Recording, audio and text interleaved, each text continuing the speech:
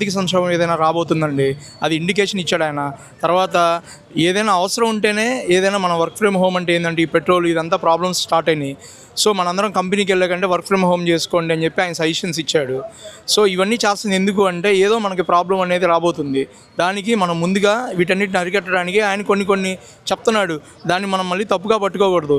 ఇప్పుడు కొనకూడదు అంటున్నాడంటే ఏదో ప్రాబ్లం ఉండుంటుంది, అది ఆయనకి ముందుగా తెలుస్తుంది కదా. సో ఆయన చెప్పినవి మనం వినాలి, ఎందుకంటే ప్రధాన పౌరుడు కాబట్టి ఆయన చెప్పింది ఖచ్చితంగా మనం వినాలి.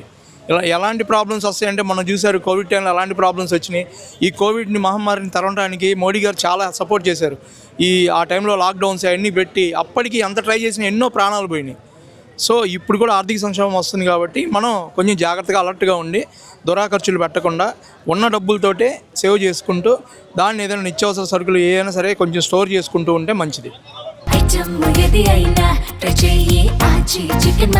ఆచి చికెన్ మసాలా